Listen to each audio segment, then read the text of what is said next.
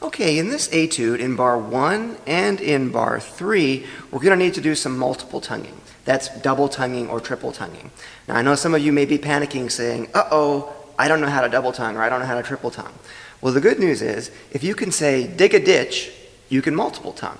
In multiple tonguing, what we do is instead of just using the front of the tongue, da da da da da da da, we alternate the front of the tongue, da, with the back of the tongue, ga. When you say dig a ditch, you're multiple tonguing. Front, back, front.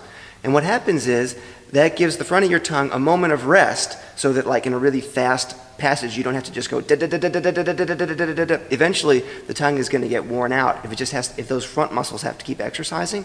So if you give them a split second of rest by putting in the back of the tongue, it facilitates some nice fast playing. So the way that you work on multiple tonguing is, first of all, just say dig a ditch, then try saying dig a ditch, like that, and then basically just do that in the horn.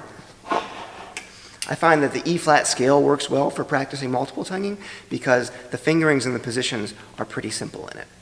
So I'll just play a middle E-flat.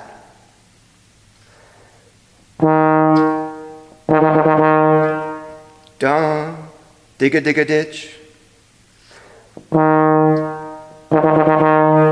It may take you a while to get that. It might take a few days to get the coordination, but you have the ability to do it. Once you develop the ability to do that slow multiple tonguing, try doing it as part of a scale.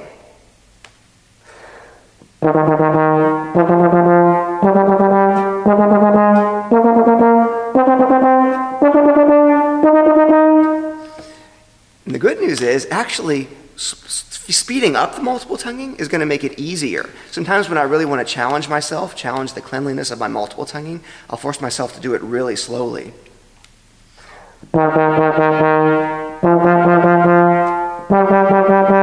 It's definitely really challenging to try and get a clean articulation when you're doing slow multiple tonguing. The good news is, when you do it fast, it gets easier, and it's in the fast passages that we need the multiple tonguing.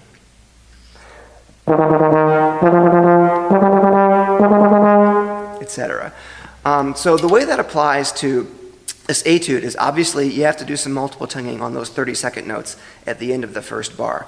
Di-on-da, dig-a-da.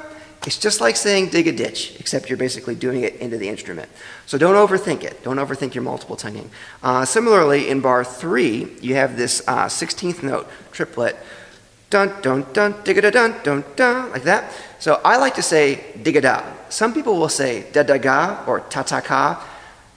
Either way is acceptable. I myself prefer digga da or ta ta rather than ta ta ka, because when we do ta ta ka, you're forcing the front of the tongue to do two quick strokes back to back, and from my point of view, it sort of cancels out the benefit of multiple tonguing, which is alternating the front of the tongue and the back of the tongue.